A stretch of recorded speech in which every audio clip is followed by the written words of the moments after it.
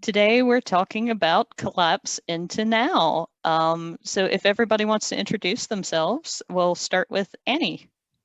Hi, I'm Annie Zaleski. I'm a writer based in Cleveland, Ohio. Yeah. I'm Claire Biddles, and I'm also a writer based in Glasgow in Scotland. And I'm Jordan, based in Athens, Georgia, and I write about Athens, Georgia, and, other things, but mostly Athens, Georgia. So thank you both so much for taking time to talk about what is currently and probably will be the final R.E.M album, Collapse into Now. So I just wanted to go ahead and get an idea of your first and most important thoughts about Collapse into Now as we're approaching the 10th anniversary. We'll start with you, Annie. It's funny because I feel like the album is almost underrated at this point. I feel, I think that Accelerate, when it came out, was such a big, to do, and it got so much attention. And then Collapse into Now came out, and I feel like it just was sort of under the radar. And I loved it from the get-go, but I feel like now it's gotten, sorry, my Slack. Yeah, I just feel like it's suddenly, that I think people now are like, oh yeah, that was 10 years ago. It doesn't seem like 10 years ago. I think that's the strangest thing. It seems like it came out maybe a couple of years ago. So the fact that it came out a decade ago is really blowing my mind. Right. Yeah, I agree. Thoughts, Claire? My thoughts I hadn't really revisited it for a while, like as a full album, although like some of the tracks on it are like some of my kind of go-to tracks on like my various R.E.M playlists. But revisiting it, my kind of like primary I was primarily struck by how optimistic it is as a record, and in contrast perhaps to some kind of like swan song records that have some kind of like melancholy, then there's poignancy there, of course, but it's kind of but it's got this kind of optimistic feel where it's like kind of, this is the end of this, but it's not the end of our lives as creative people, and it's not the end of the band's existence in other people's lives. And I'll probably talk more about that as we go on, but that was what struck me the most. Yeah, I definitely agree, and like with both of you, especially since I haven't found myself re-listening to the album until recently, at least until we went into like sort of full lockdown here in the States. It just wasn't really on my radar. It's like, okay, this is the final album of one of your favorite bands. Why aren't you really listening to it? And I think it's that disconnect for me between, I always want there to be more music. Mm-hmm. So maybe if I don't memorize this record and keep it to heart, maybe there will always be something for me to memorize, It's like that desperation of like, please just let's keep it alive this much longer, even though there's not going to be much more after this. That's like, I've watched about half of Freaks and Geeks, and I can't bring myself to finish it because then I'm like, there's no more after this. So to savor that. I totally understand that. My favorite, I get it as well, my favorite director is John Cassavetes, and I've still never seen one John Cassavetes film, and probably won't for many years. I've seen the others like 10 times. Yeah. You've got to keep that thing and keep it fresh for you. You don't want to feel the sense of completion of something. Right. And I think what bothers me is what's great about the album, because it is set forth as a completion of their career. It holds a bunch of callbacks to it. It has a bunch of like, all right, now it's your turn to do this and to take what we've done and maybe learn from it, and for us to grow as people away from a band. But it just, I don't want it to end. I don't want to have to learn anything, but darn it, I guess I will. So I wanna like start talking about, like Annie said, the lead up to Collapse Into Now and how it differed from the lead up to Accelerate. I know for me, I was in college and Accelerate was the first album that I was like a full R.E.M fan for, was on the forums looking forward to, interacting with other people on Murmurs, talking about stuff and seeing the advertisements for it over here in the States. But it didn't. Collapse Into Now seemed to have a very understated entrance. I would agree with that. And it was, I mean, Accelerate was sort of positioned as this big, return to form, as this is our big rock record. And obviously, over the years, the whole joke was Peter Buck would say that about before every record. But, in Accelerate's case, that it happened, that it was a very, they were like, we're going to tour this, we're going to go out and just really, big guitars and so, so they accomplished that. And so then Collapse Into Now, it was kind of like, well, where are they going to go next? And so it was, I just remember being, there were so many different directions they could go. And, I remember that I was getting ready to leave a job and move. And so there was this kind of whole transition thing going on for me in my personal life. So like, I always kind of associate that with, listening to this record for the first time. I think I probably got a promo of it at some point because I think publicists by that point knew that I really liked R.E.M. And so I had a copy of it early.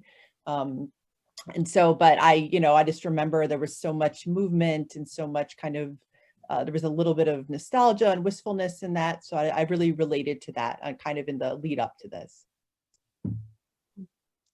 Yeah, I kind of, it was a similar kind of like understated release over here in the UK.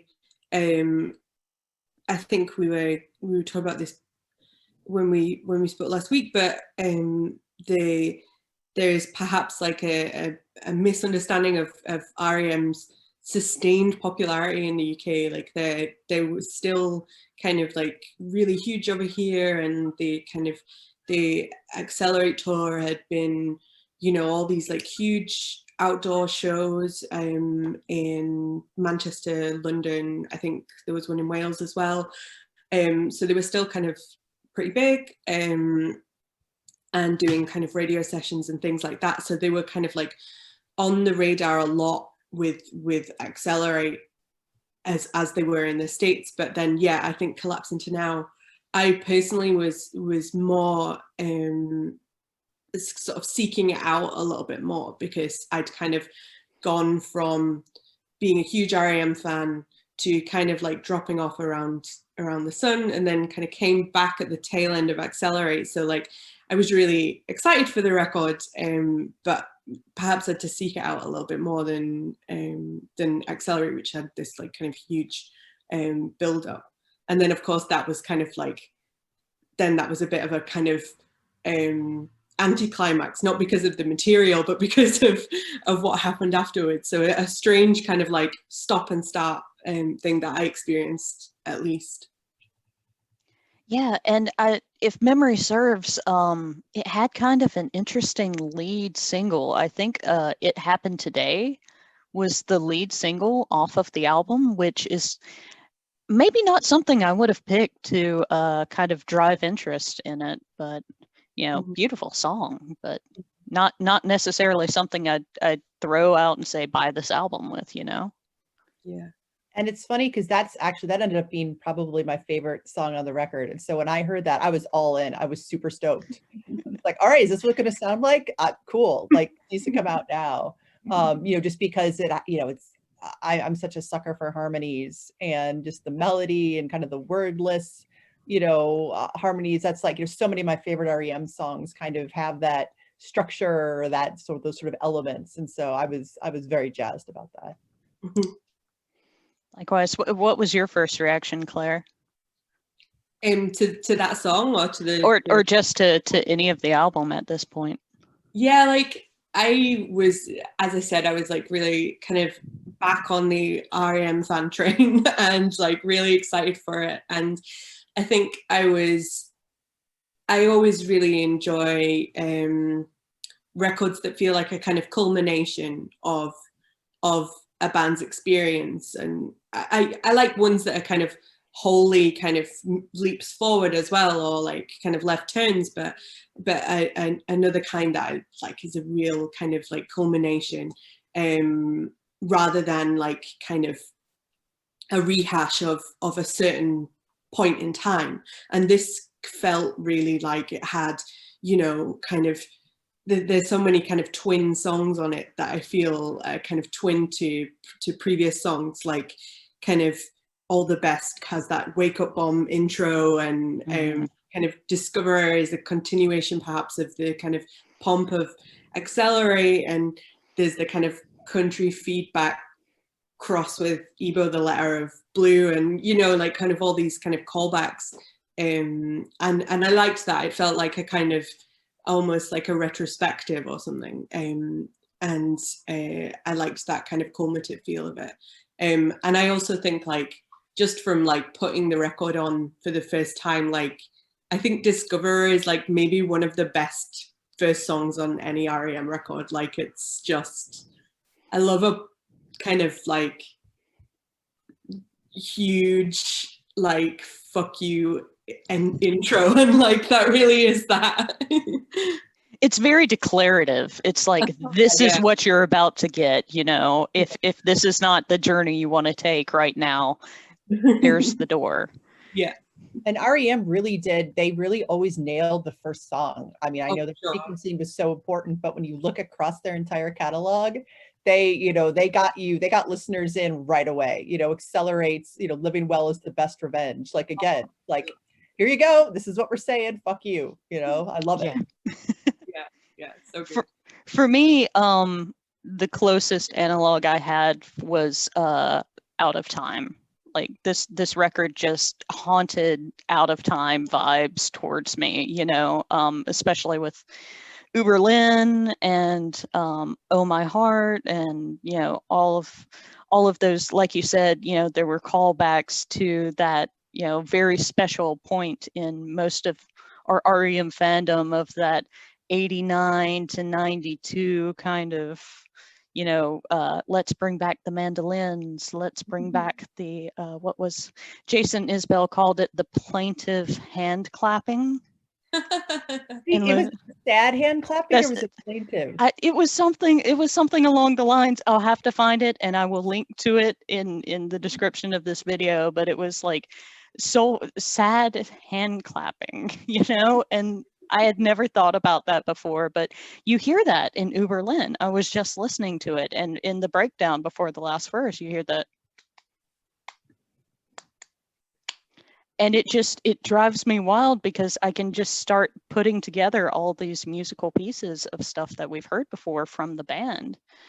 And I have to wonder how much of that was very specifically curated for these songs and how much of it was just, you know, happenstance, you know, because a lot of it does feel very deliberate in callback, but we also know that these guys have been a band together for many years, and there may be just some shorthand between them that they kind of throw at each other when creating these songs.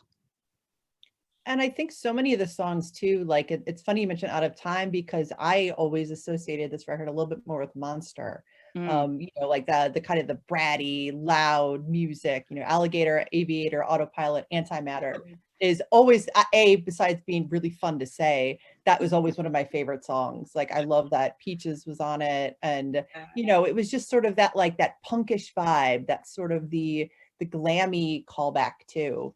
And, you know, I know over the years, you know, if they're writing songs, those would come up and sometimes they'd get discarded and sometimes they'd be recorded. And it sounded like this time they were like, okay, let's go for it. Let's just do it. Why not?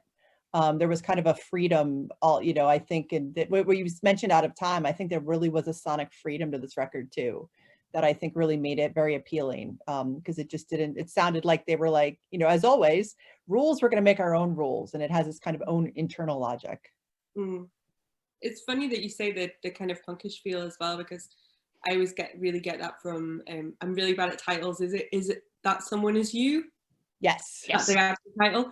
I'm always really bad with titles, but the fact that that is like under 2 minutes long, and it kind of feels almost like, yeah, it's like really like haphazard, and like, and I kind of love that something like that is on, and I think that comes after Alligator Aviator on the track list as well, and I kind of love that is on like a final record. Is something that's like kind of like, fuck, we just like did this, and then like Peaches was here and we just did this, and it's got that kind of like real like, yeah, punkish attitude, and those 2 tracks especially, I love that.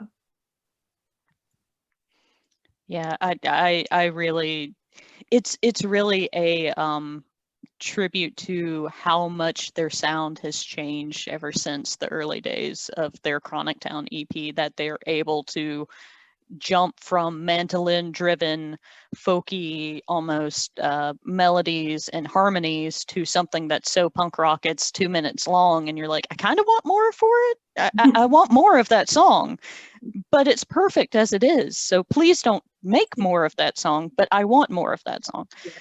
And then you get something like Blue, you know, which is just absolutely stunning. Yeah, I'm not sure of how many people can bring on Patti Smith into a song and have it make such perfect sense, and then do it a second time, you know?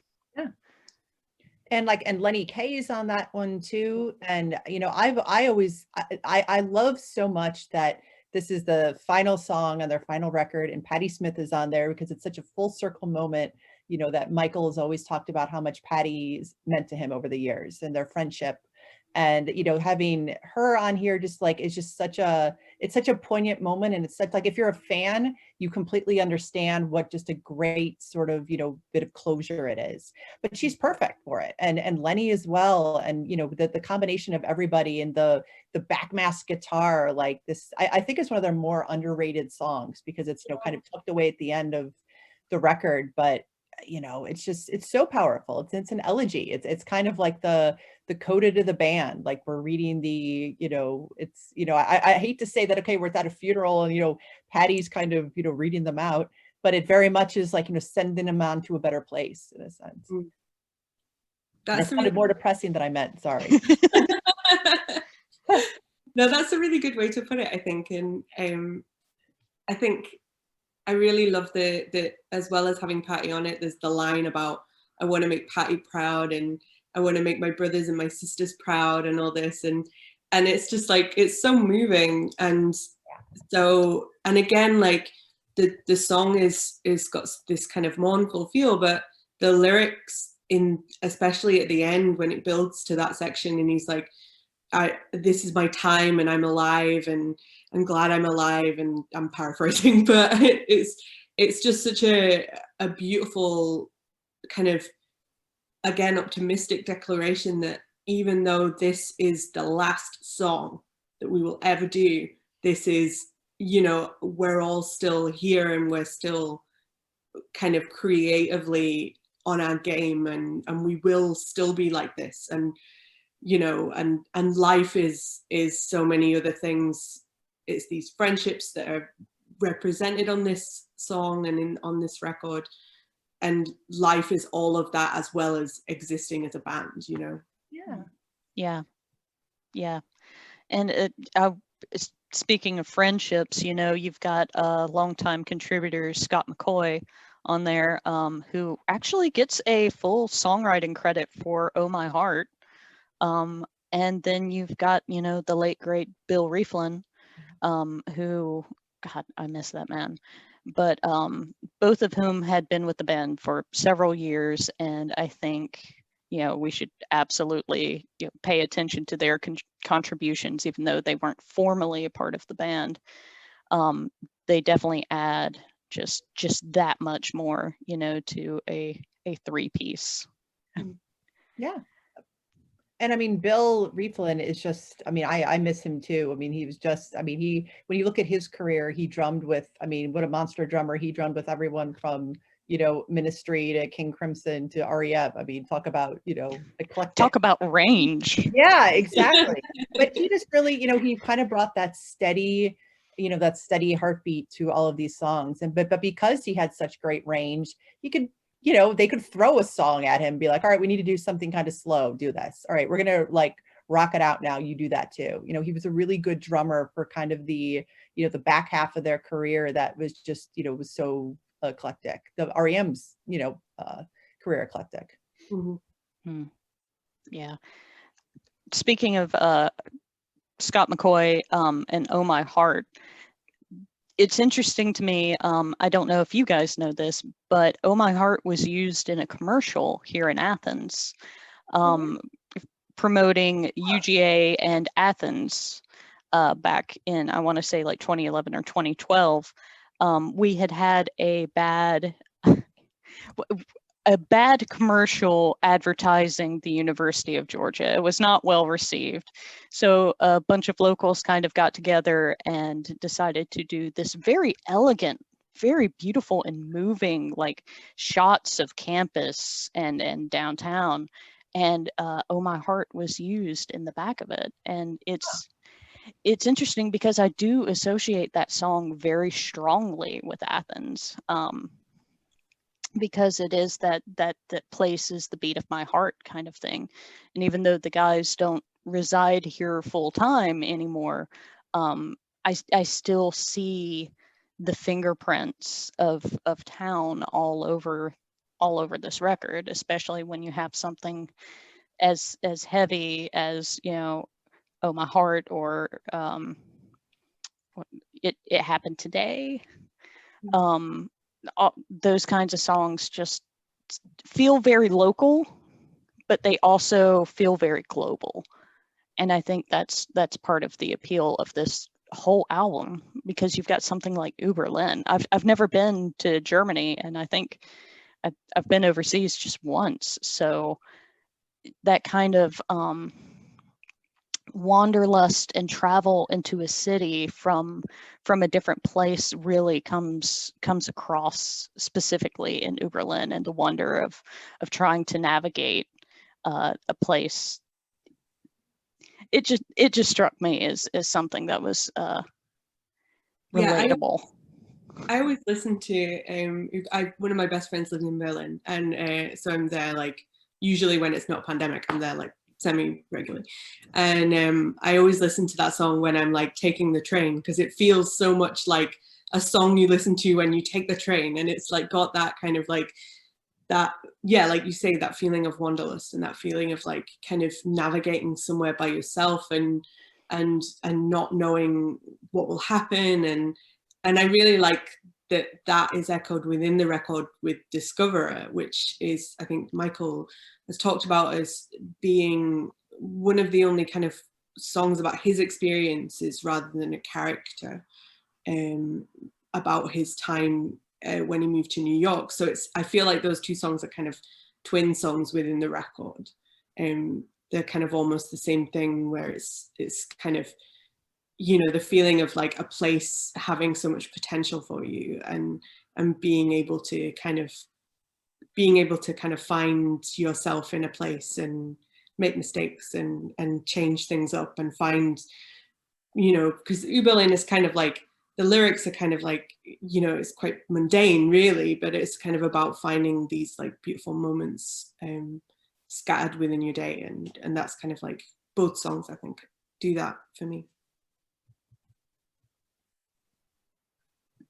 And I think, you know, that whole idea of travel and place and, you know, trying to, you know, either a disruption or discovery, I think was such a theme, you probably starting on Around the Sun, and then for, you know, the rest of the other two albums as well.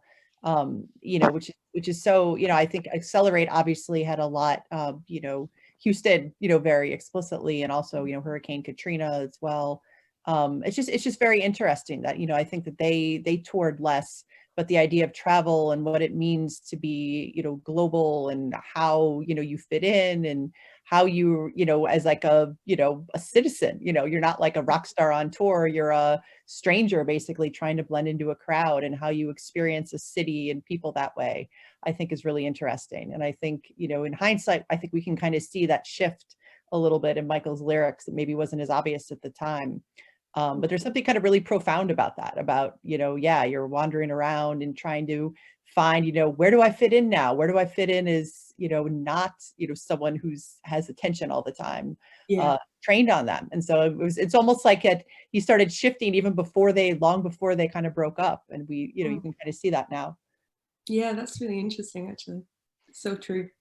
Yeah, it kind of makes me want to revisit Around the Sun and a lot of the themes that they were exploring there, because that song comes off, that whole album comes off really great live, but it does have a lot of the similar themes to travel and discovery, and yeah, I'm gonna have to re-listen to that soon. But yeah, so one of the things I did want to talk about with y'all is the visual element to this record, to Collapse Into Now, because we didn't get a tour for it, unfortunately, but we did get a recorded performance, and I kind of wanted to get your thoughts on how do you feel about that, honestly. I kind of feel like I wanted a little bit. I mean, it's a common theme for me. I want more of thing that I enjoy. Funny that. Strange how that works, but I know, again, heading back to the early 90s, a lot of the promo photos they had of them walking on train tracks together, and just very, very Athenian, very indie alt band from that era, and very final now looking back at it. But I wanted to get your thoughts. Were those pictures taken in Nashville? Did I remember reading something about that? I feel like they were Tennessee. Yeah. Rewatching the Hansa Studios footage, and I hadn't watched it in a while, and I think this has been talked about elsewhere, but you do sense a little bit of finality, like that the band knew this was going to be our last time playing together as R.E.M. And there's a little bit of sadness, a little bit of wistfulness, especially now. It's definitely very bittersweet seeing Bill Rieflin drumming, but there's so much still that passion there, and you could tell that they, on the performances, they really wanted to get it right. They had friends and family there, which, I mean, I think even if you're a seasoned musician, playing songs in front of, people who are closest to you, I would have to think it's a little bit nerve-wracking. But it was just, these like really, they wanted to make kind of a final sort of document, basically, no pun intended, of the era and of the band. And, I think that's, when you look back at it now, I think it's a very kind of a sweet parting gift. Yeah, I totally agree with that. Like it feels like it's, it's that thing where it's like they knew but we didn't know yet, and that has the same flavor as the record. But it is that kind of gift where it's like, we're not going to tour this, but we know that you'll want a sense of finality, and not to have the final time we played live be at a festival in wherever. So it's kind of, it's crafted so well and thoughtfully, I think.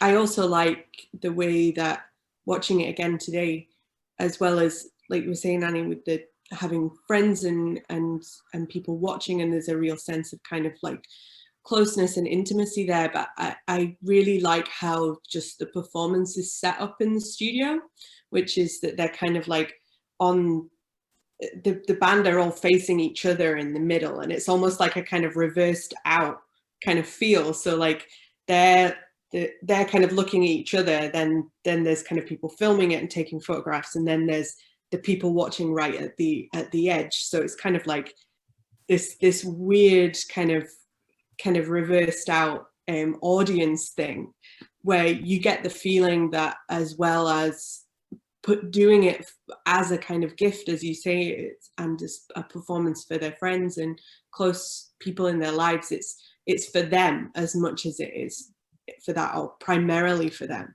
And you kind of get that in how it's set up, but you kind of get it between, like, I always like love noticing the little kind of like glances to each other that they have, you know. And there's like, I think it's perhaps in the All the Best, there's a great like kind of look that Michael and Michael share and kind of like do a little laugh, and it's just like, it's so charming to see, but also like really, really nice to know that they got to have that performance together before, you know, that they knew it was their final performance, but they got to kind of have that together, you know.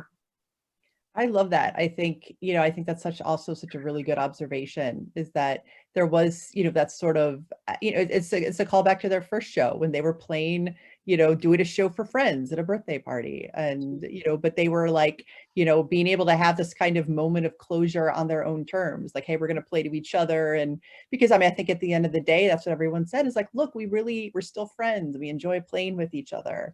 And I think that kind of that love and affection really comes through too, and just in the way you kind of describe the way they do that. I love that. Yeah. Yeah, it's a literal inner circle, essentially. Like that's their inner circle interacting with them, and they kind of, you know, close ranks around each other. You know, you've got your outer circle of friends, a perfect circle, if you will. And you go from that and you get into a little bit more of the interior, and then you just end up with the guys together playing music for each other, and they have their friends there. And that just seems like a very profound way to end a career, because most people don't seem to get that opportunity to call it quits in a way that everybody walks away happy.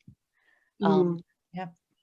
Because there's that moment at the end as well of Discoverer, which I watched on YouTube, so I'm not sure what the order is, but it feels like Discoverer is the last one that they play.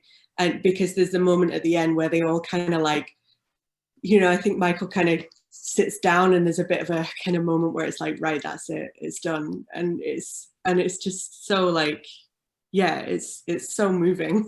I think. I also really like that it's filmed by Lance Bangs, who did like so much amazing stuff for them, starting from like the Monster tour, and you get that his style of filmmaking, which is that the kind of like handheld camera, like very intimate, like is perfect for that. I interviewed him like a few years ago about something, a different project, but like had to get in some like asking him about R.E.M, but he was talking about filming that and kind of all the work that he'd done for them, like very, very warmly. So yeah, it's great that they got somebody who had that legacy of working with them. And I think, you know, his style works, you know, what makes like perfect sense for that too, is that, you know, he was able to kind of make sure that he got all the performances. You know, there were no fancy techniques, there were no fancy, you know, cutting away and, you know, like, you know, bells and whistles. It was very much like, I want to capture a good performance and present it in a way that's true to them and true to the band and true to their vision. And I think, you know, and that comes with knowing the band and just having a really, you know, a really good understanding of them in general. But yeah, he was perfect for that. Yeah. Yeah, you're right, because I'm just now remembering how frantic some of the shots were in like R.E.M Live, and how Accelerate had the 90 Nights footage, which was just very clipped and very short and very art driven. But this one was just very, this is what it is. Yeah. So yeah, definitely appreciated. We have like 3 minutes before we get kicked off here. So we can continue our conversation, or if you feel like we've said about everything we've needed to say, we can also head our separate ways.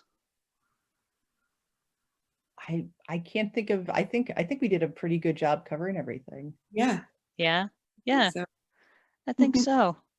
Well, again, thank you so much, Annie and Claire, for taking time out of your very busy schedules to talk about Collapse Into Now. And